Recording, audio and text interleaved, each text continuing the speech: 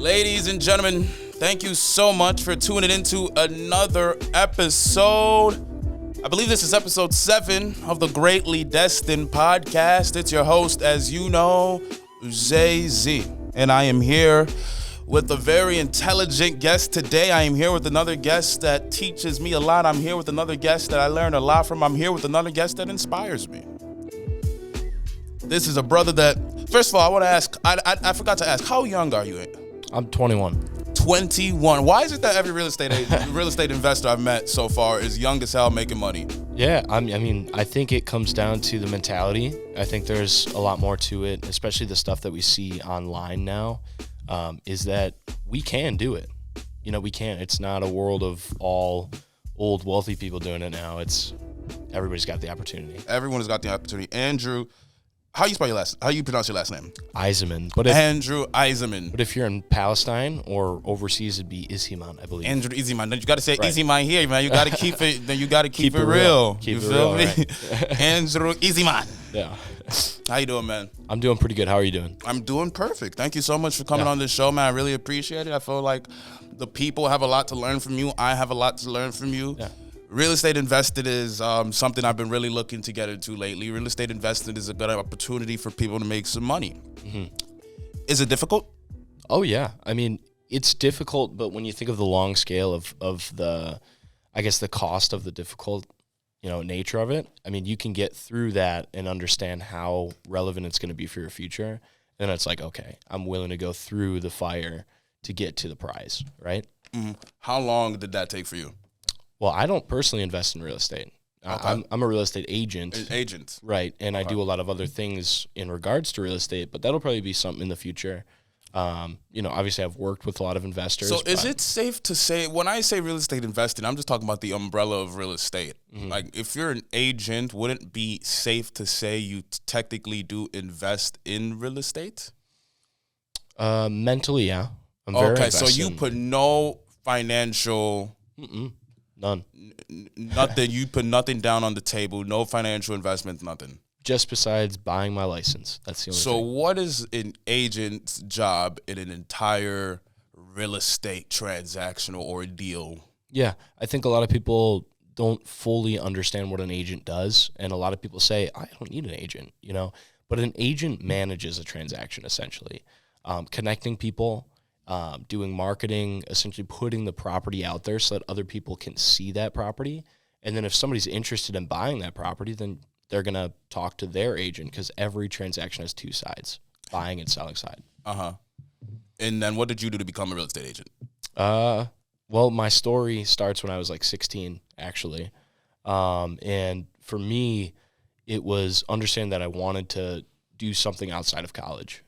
I was very non-college driven. I knew I didn't want to go to college. And then I kind of put together what that looked like to go into real estate. There was a lot of involvement from YouTube to get me there. YouTube University.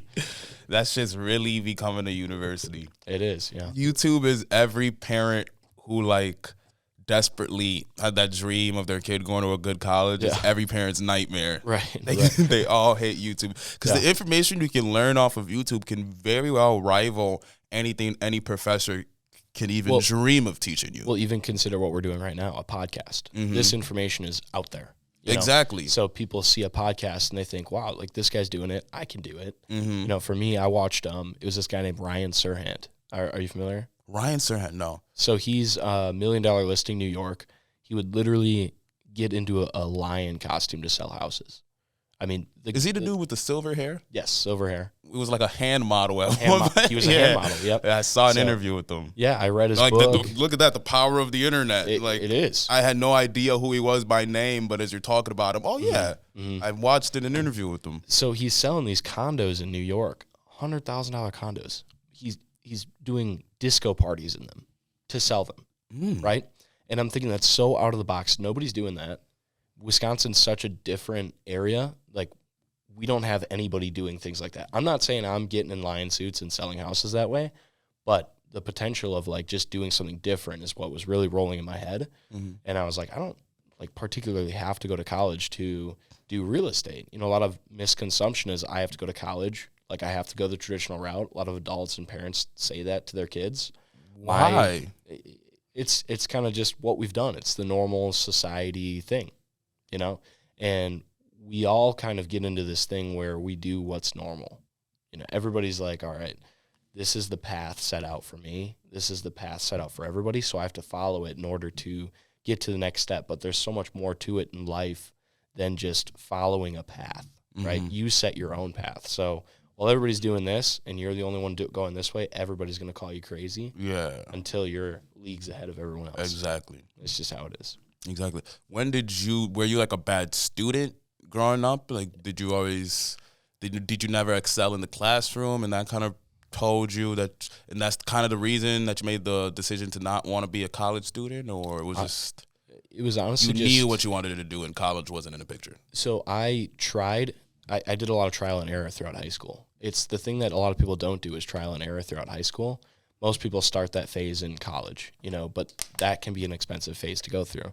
So instead, I took it while I was in high school. I played sports, but I knew I wasn't going to be Michael Jordan. So I was like, all right. You could have, man. Maybe you didn't practice enough.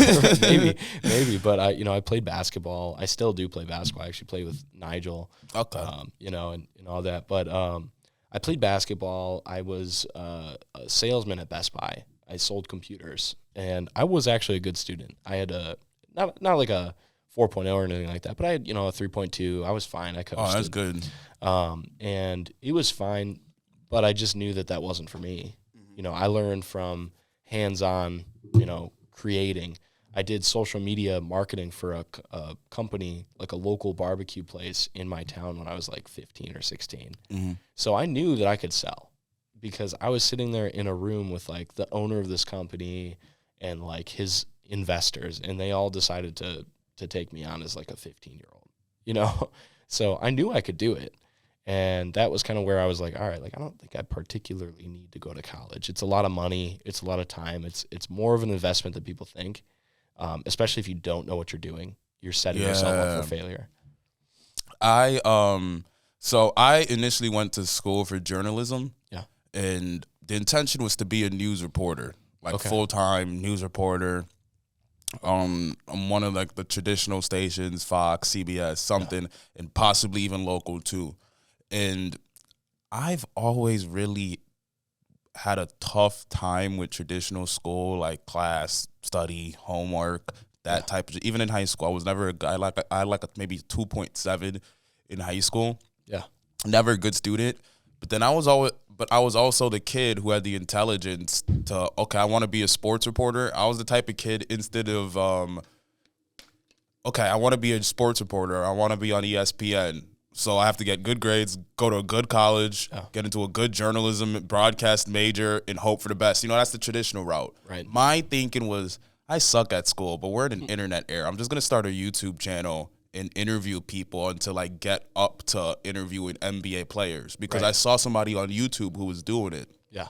I don't know if you looked at my Instagram, but I used to have a blog in high school in my early years of college, and I would interview NBA players through this. So that kind of built a resume for me. And I was getting internships. I got an internship at Fox in Chicago off of this. Yeah. And then I got a job here in Milwaukee with Milwaukee PBS. That's awesome. So as soon as I got that job with Milwaukee PBS as a freelancer, I already have my foot in the door in that entry position. Right. And this was before I graduated college. I'm looking at the options. I'm like, I still have about 2.5 more years to go here. Much more money to pay. I was keeping myself away from doing things like this. You know what I'm saying? And I'm a firm believer that I can book huge interviews for this podcast. Yeah. That's only going to help my resume even more. And I know that's going to matter more than if I had some piece of paper verifying that, he walked the aisle with a cap and gown and got a piece of paper. Yeah. But that doesn't prove that I have the journalistic chops to interview somebody, to book the interviews, find the people. Right. I'm not doing that hands-on thing. Yeah. And then my mom, she's still on my case till this day to go back and finish. And then it's like at this point, is it a good financial investment? And I feel like that's what people need to just don't do things because it's the norm. It's like, look at it like an investment. Is it a good for where you are? Are you ahead of the game enough to not need it to where you don't even have to invest that money into it? Or would it be beneficial for you? If you feel like the ROI isn't good enough, the return of investment, then don't do it. Like people out here going to college for art, right. to hopefully become an art teacher for $35,000 a year. Well, that's not an ROI, right? You just lost that investment. And I think it comes down to passion too. Like if you want to be an art teacher, like I'm all for it. Be an art teacher, enjoy it if that's what you like to do, right? But I think there's a level of like when you think about ROIs, is happiness too. Like I'm all about getting money. I think money is awesome, and I think you can use money as a tool. But I also think that it's abundant, right? Like if you set yourself up to have like side hustles and stuff like that, especially in an art standpoint, like at the end of the day, you just have to know how to talk to people. So communication goes a lot further than skill in some degree. Like being able to sell yourself and like understand like this is how I have to portray myself in order to, you're almost the product if you think about it. Like when you're trying to get people on the show, like you have to kind of position it that way, like, hey, this is going to be beneficial for you in this way, this way, this way. And it will be beneficial for me too. I'd love to learn and I'd love to talk to you and gather what kind of information you have to put out there. But at the end of the day, you have to almost sell yourself. You have to portray yourself. And there's nothing, and that is the number one asset you need in any field in communication. Right. And ain't no professor can teach you that in the classroom. Like that just comes by naturally doing it. You know what I'm saying? Yeah. And I felt like the more I'm in school, the less I'm out in the fields getting my hands dirty. You know what I'm saying? And there's nothing like getting your hands dirty. Right. Is it the same thing with real estate? Do you have a lot of people who try to go traditional routes in real estate and it just never works out for them? Well, I think real estate is such a big monster of like. Or may I re-question that? Yeah. The people who went the traditional route, do you feel like they have a harder transition into the game than those who just went right into the dirt right away? So I'm gonna kind of pick that apart as best as I can. When you think about real estate, there's so many different routes. Like there's investing in real estate, being a real estate agent, even like real estate wholesale and like all that stuff, right? And you can kind of learn it in different ways, but there's different types of people in those places. So like there's different kinds of real estate agents and everybody has a different personality, and it's really not about who's going to be more successful doing this or doing that. It's more about like when you say traditional route, there's really no traditional route is kind of what I'm getting at. Yes. Like you can go to college and get a real estate certificate because some people will do that. In other states, it's required to go to take classes or get a mentorship or something like that. But for me personally, like I was mentored for 2 years by one of the biggest realtors in the Milwaukee market in like the 80s and 90s. Charborg? Oh, no, not her. Not Charborg. Char is awesome. I'll have to talk more about what she's done for me too. Yeah, I heard about her. But no, it was Scott W. Campbell. And he was in the game in the 80s and 90s. He brought me up. He taught me everything I know. And it's so important for people to have somebody like that because it really puts an eye out there of like what you can do. Because his goal was to show me what's a good realtor's life. Because there's a lot of realtors that hustle, grind, and everything, but they don't live a good realtor life. They might slave away, and they don't really get anything out of it. You know, they might not even be doing a lot of business, but they're, you know, because they can't communicate or they can't talk to people the way that they should be, or keeping track of their leads and their other clients and whatnot. So real estate is a very tough situation. Yeah. Or not, it's a very tough occupation. Yeah. Because when you're getting into real estate, you see a lot of these big guys making a lot of money. And people think that, like, okay, I don't have to go to college. This is something I can make money off of. So it attracts a lot of people who don't have a good work ethic, who don't have strong mindsets. So they just think that, oh, yeah, I don't have to go to college. It's going to make me money. But I heard real estate is something that, like, you make money based off of how good you are. Yeah. And it's not like a job where as long as you just get your job done at the end of the shift, you get your same paycheck at the end of the week. Right. It's you make money based off of how good you are. Yeah. And how hard ambition. Like, you have to wake up in the morning, and like, I preach time blocking a lot, like having an actual calendar. And like, you probably got my my email invite to this. Like, I do that for pretty much every appointment that I have with somebody because it keeps me on track. I noticed that. That was strange. I was like, email, how old is this kid? Yeah. I mean, it's the things that, so I didn't really have that when I was being mentored. Mm-hmm. Like, that was, I was at an agency where we really didn't do anything that was social media and all that stuff. Like, all of the stuff that you see on my Instagram is like started this year. So think about it this way, is like me going through this whole process when I was 16, 17, 18. I finally got my license when I was 18 because, you can't before that. I wasn't doing any of the social media stuff. I was trying to, but I didn't have the complete direction that I needed. And then once I left that group, because I was getting kind of stagnant, I wasn't doing a lot of business, I ended up moving to a group called Houseworks Collective in Wauwatosa. And the team lead on that, his name is Charlie Hutchinson, was very in-depth about video forward. Like, everything had to be video, which is amazing. Like, you do a very good job on that on your Instagram, by the way. Thank you. Thank you. Yeah, that's kind of what I feel like, because a lot of realtors just kind of post like a graphic, and it'll say like, what's a 2-1 buy down or this or that. It's like, I can only read so much. That doesn't fly anymore. Yeah, you have to be getting in front of the camera and talking to the people, because then they get an idea of your personality. So to get back to where I was, I learned calendar and all the basics of being a realtor from Houseworks Collective. And it was very new agent focused, which I liked when I first started with them. But then I had already written a lot of contracts. I had already, had a lot of clients, done sales, buyer side, seller side. So I was like, all right, I need something new. And that's when I ended up going to the Sharp Org team. And now I train agents on that team, and I also do social media advising. But you're employed by a real estate firm. Yes. But being a real estate agent, would you consider a real estate agent? So to put it this way, yeah, because I'm a real estate agent. So do you get a check, or how does the payment work? Yeah, well, it's direct deposit. Okay, so luckily, what, like bonuses and things like that? That doesn't exist. Oh, I mean, there's no ceiling. I love it because, when you first start, you don't make money. Like, well, you do, but like my first year, I made like $12,000. Wow. But I was 18. So it's like, oh, $12,000. Okay. At the time, I'm like, oh, this is nice.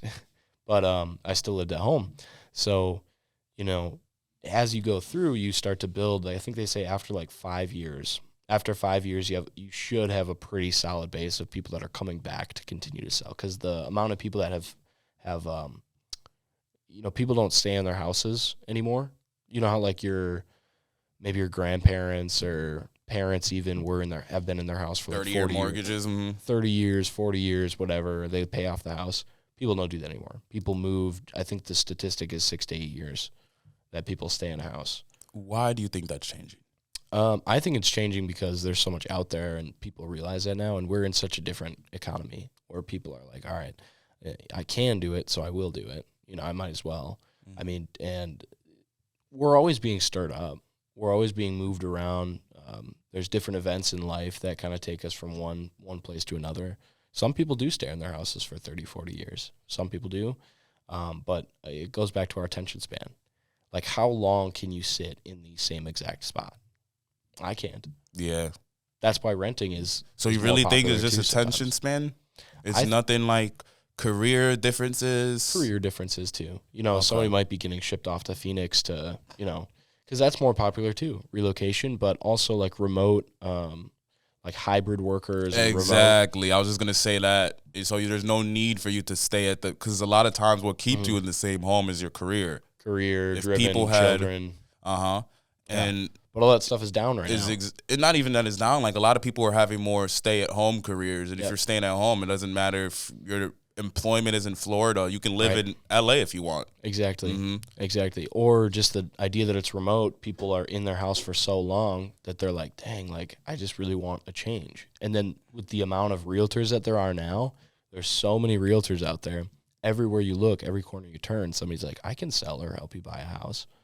It's just how it goes, and it's up to me to like prove my value, right? Do you feel like this is a growing game to where it could eventually become saturated?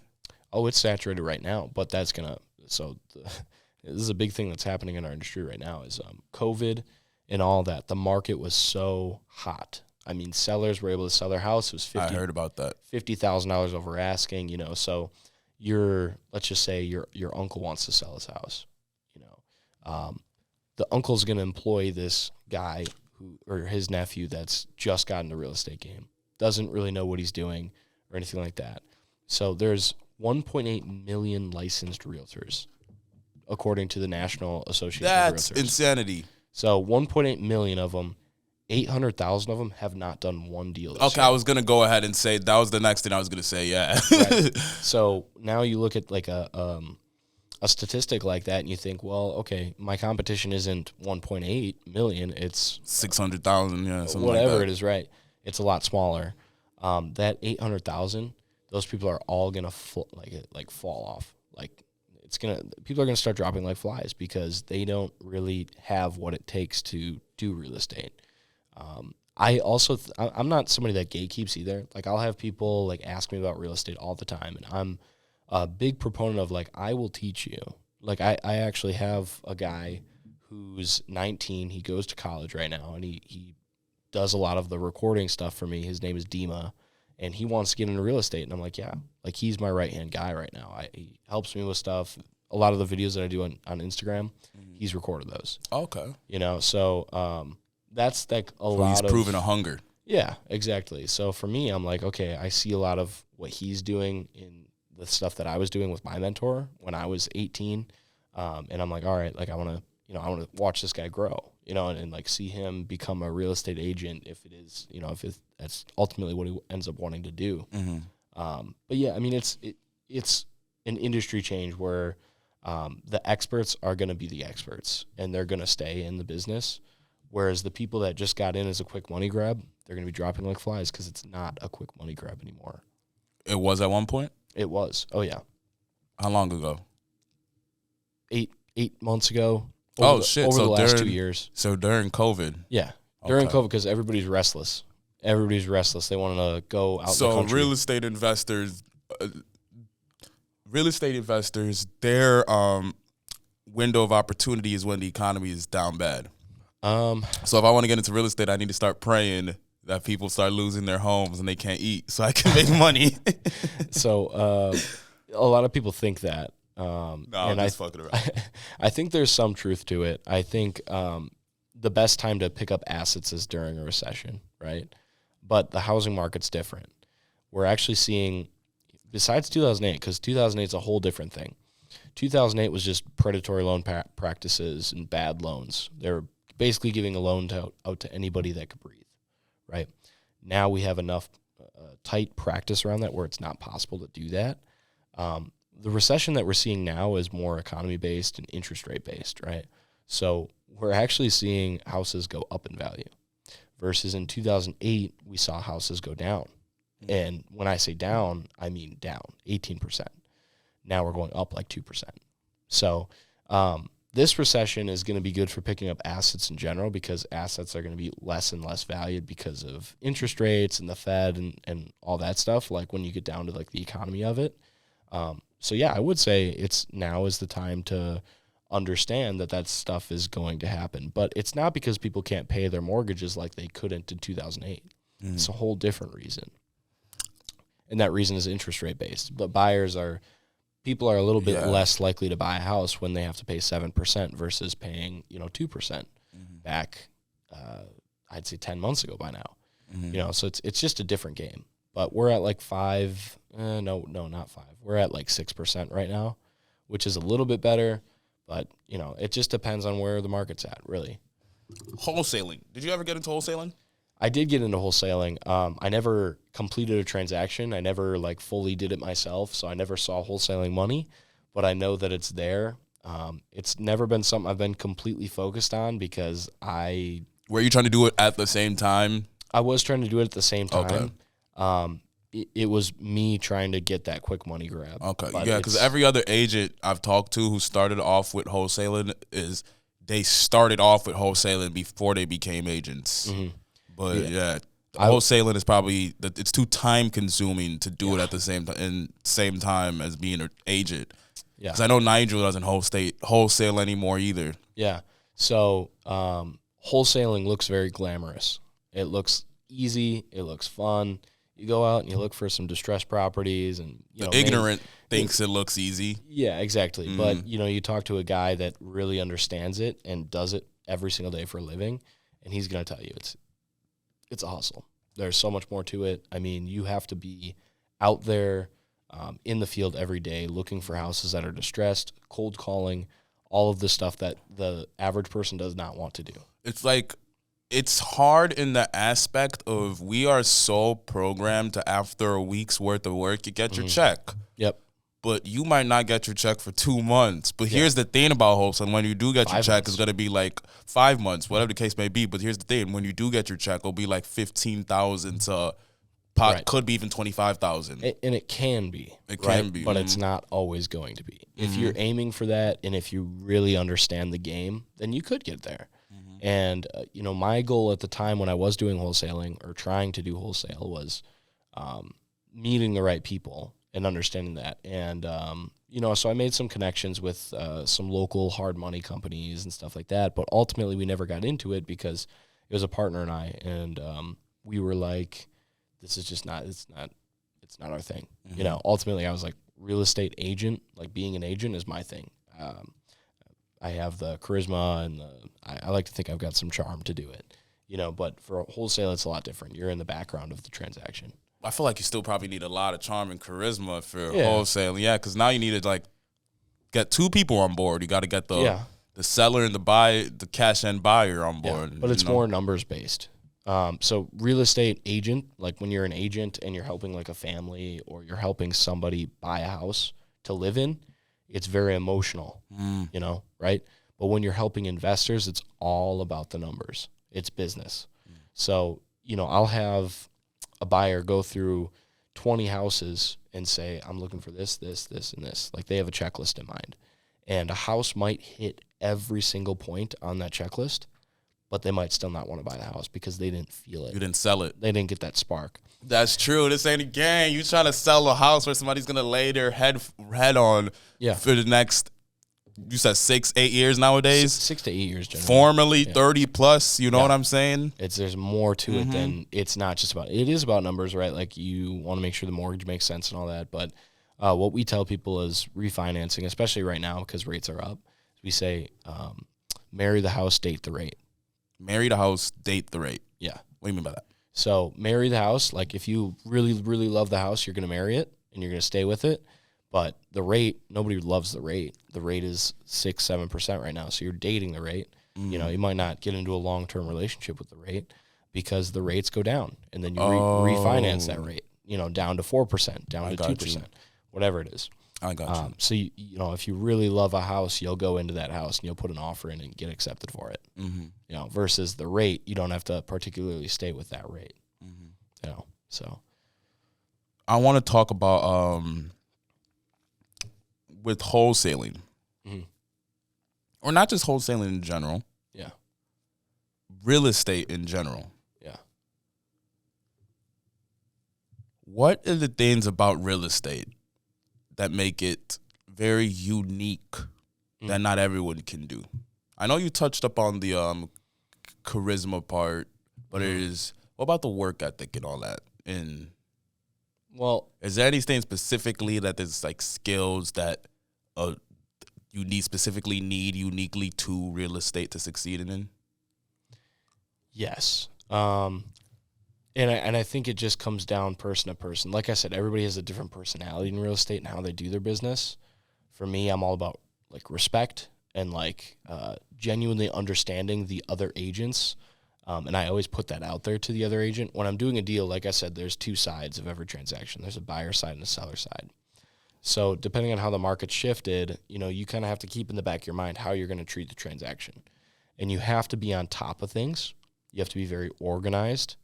and you have to be good with like your calendar and good at chatting with people, because that's how you're picking up your leads, is just by being a good person. Like, I hate to say it, but it's like, go to the places. You hate to say be a good person. I hate to say it. The reason that I say I hate to say it is because that seems like something that should be so easy. Cliche. It seems like it should be easy. Not even cliche. It seems like it should be easy, but it's one of the hardest things for some people to do is carry respect and be a good person. Street people are assholes nowadays. They can be. I like to give people the benefit of the doubt. I'm a big believer in that. But there's also just the drive and the ambition to like know what you want to do. And then also the understanding that like doing stuff like this and like creating content is one of the most like perfect things to be focused on right now.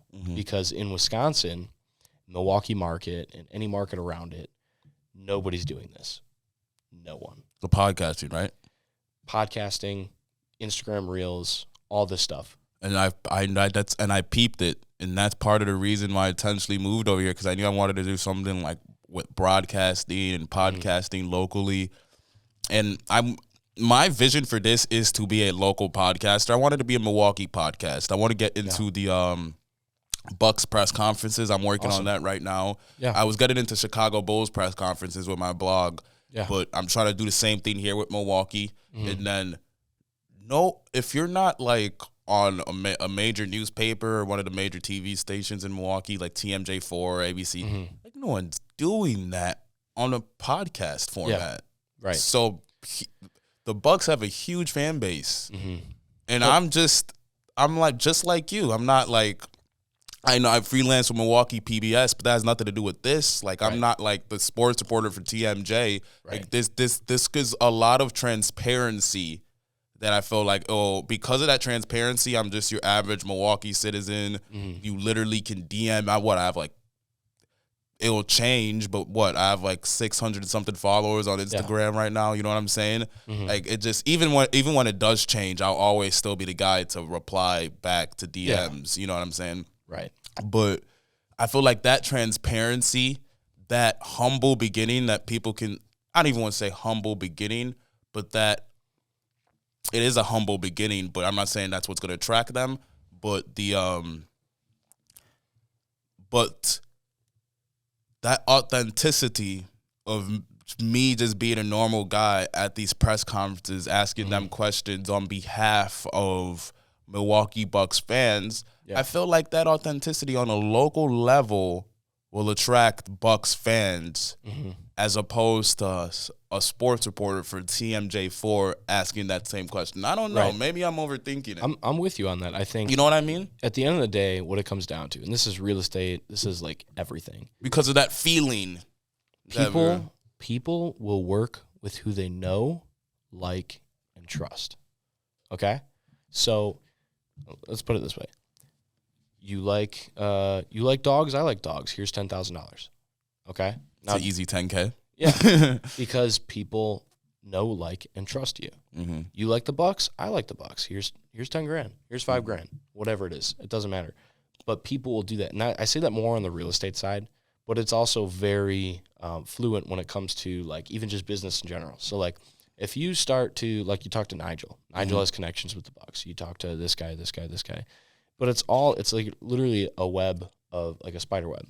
You know, everybody knows each other. And Milwaukee is small enough, given the opportunity, that you could very well talk to the next person that's just going to lead you to the Bucks. You know, it doesn't matter. Oh, hey, you do this podcast. I really like what you do. I'd love to introduce you to blah, blah, blah, blah. And then let's get dinner, and then we can talk more about what you want to do with the Bucks. All right. And then it's an opportunity right there. Exactly. You know, so these things are everywhere, and it's the same way for me with my clients. I'll, like, just go do, like, a coffee meeting. I did a coffee meeting 2 weeks ago with a lender, and I'm already under contract with him for a $630,000 house in Grafton. So it's like, I just met him, but he gave me such a good idea towards who he was and how hard he works that I was like, I'm going to give this transaction to him. You know, so people are always going to be willing to do that, but it takes the universe to allow it to happen. Okay. I don't know. Do you read a lot? Do you believe in, like, universal and stuff like that? I do here and there. I'm more of I was raised Christian. Yeah, same here. So like I kind of devote those type of things to like the power of God, God's will. I'm not like the stars in the in the ass. I'm not that type of universal. I don't believe in the universe in that way, but I believe in God uses the universe to give you signs. So literally the same. Okay. I'm the same way as you. I'm Christian, Lutheran actually, if you're really wondering. Mm-hmm. But when it comes to that stuff, I think of the universe, but I just relate it to God, right? So God gives me these things, but I'm ready to receive things and I'm ready to give, right? So I like to think of myself as a person connector. So when somebody is in need of something and I know somebody that can satisfy that need, I've done it with Nigel before. He's like, I want to do this and this and this. I'm like, okay, I know a guy for that. So then we go get lunch or we go get dinner or whatever. So it's a continuous spree of doing things like that where the universe or God in our context is going to be like, all right, yeah. And also being ready to receive it. You have to be ready to receive it. How do you know when you're ready to receive something? Well, you ask yourself. A lot of people think they're ready to receive something, but they're not. You have to ask yourself. Like, you have to literally put yourself through that pain of like, have I worked hard enough to receive it? Because I tell myself every single day that because I creatively visualize things. I visualize what I want. It's sitting here. And then I imagine myself being that, right? Because you have to almost pretend what you want to be in order to be it. What are the habits of this person that I want to be? What are the habits of somebody who can lift this much in the gym? Or what are the habits of this person that does 50 transactions a year? What are they doing every day? Are they waking up at 5:30? Are they going to the gym? Okay, yeah, they are. So I should be doing those things. That's what makes you more and more ready to receive. And then you tell yourself, you say, hey, God, I'm ready to receive this. And it's out there. Your brain literally puts it out there subconsciously. You're like, okay, now you're going to start doing the things that's going to get you to where you want to go. Right? I'm a big believer in manifestation. Yeah. You know. But, it's more like prayer for us, but other people will call it manifestation. Call it manifestation. Mm. Right. That's why it's like, for me, I always like to make it clear that I grew up a Christian, but I'm also intelligent enough, or let me say humble enough to admit that nobody has the actual answers. So I very well could be wrong in my Christian faith. Yeah. Like, I can go to heaven one day and like when I die and find out that what I knew as the truth wasn't actually the truth. But I believe any religion you have, it all has that common belief of manifestation, like believing in yourself, hard work, doing good by others, doing good by yourself. Samaritan. And and these things will fall in line for you. Literally, every single religion has those common beliefs. So I feel like in the grand scheme of things, if you follow those common truths, it'll turn out in your benefit. Yeah, I mean, it's almost like if you, like you just said, you follow those beliefs and those things will happen to you. Yeah, I mean, it's really just about genuinely being a good person.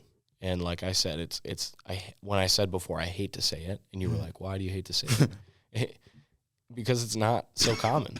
It's not as common as you would think it should be, but that's what it comes down to, and people will do good back to you. Like, when you do good things happen to you, but that's where I say you have to be ready to receive the good things. Yeah. Because, we have a big almost problem in our society, I would say, where people don't want to accept things. Like, they don't want to be so selfish, but it's like you kind of still have to be selfish to some degree. Like, you have to know that things are good for you and that you should be receiving good things.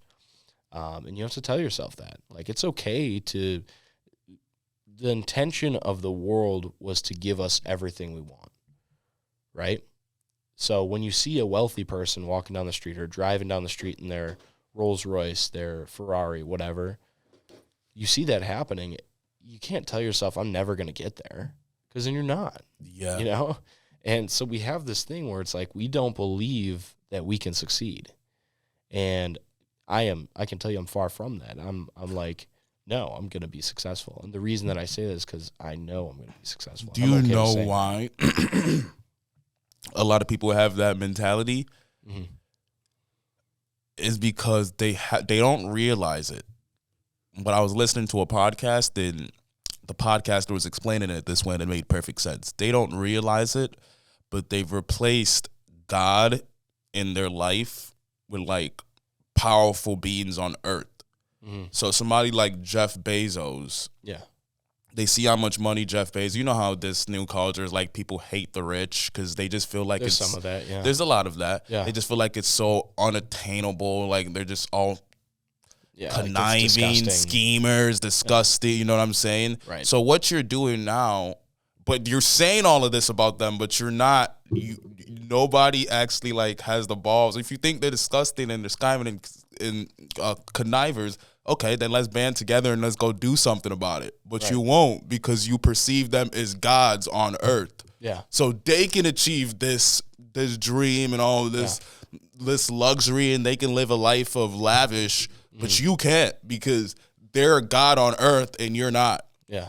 And that's why you hate them so much, but you're not doing anything to at least live a fraction of their life. It's already on a subconscious level, we've put ourselves in a position to looking at people who are like these mega rich celebrities. We worship them. Look at celebrity culture. It's crazy. We act like they're gods and we're not. That's why you just worship them from the sidelines, and you can literally live their life. We live a life. Well, I'm not going to say we, because I don't, and I don't think you do, but a lot of people live a life of lack and minimize.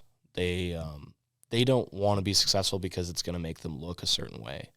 And it's almost like they talk all of this about the wealthy people, and they don't want to be successful because it's going to make them look a certain way, or they don't believe they can attain it because they don't believe they can attain it. Exactly. I think it goes into different psychologies, and I think both of them have different values.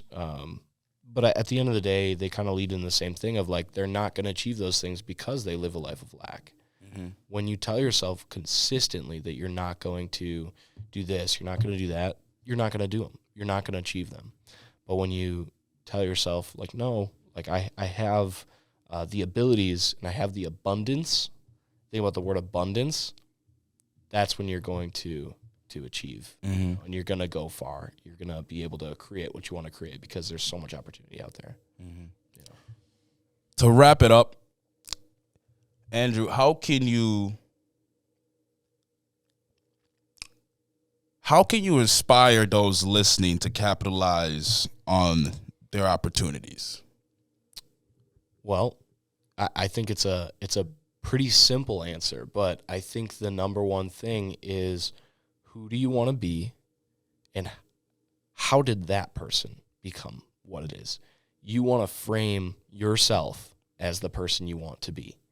Because and there's a lot of psychology in this. There's a lot of philosophy in this, stoicism and whatnot. But when you really think about what you want to be, who's already doing that, and what does their schedule look like? What their schedule looks like, copy that, and you will be that person, and maybe even more. And then you keep building that and keep building that. Go directly to those you can learn from, create mentors, and kind of just create a network. Exactly. So that's all it is. It's create a network. Each one teach one. None of this is impossible for anybody. Right. It is all about learning from one another, not being stingy with the knowledge and the information you have, and people will be more than happy to give it right back. Yep. Create abundance. Great abundance. We all deserve it. Thank you so much for coming on the show, Andrew. Yeah. I got a lot more questions to ask you. We'll have to have you back on the show sometime soon. Yeah. I have a lot to learn from you. You are the man. You're very inspiring. 21 years of age, you said, right? 21 years. That is amazing. Kudos to you, man. Congratulations. You are very well on your way to the top. Thank you. And I'll see you there, my friend. And thank you guys for watching another episode of the Greatly Destined Podcast, episode 7. See you guys next time.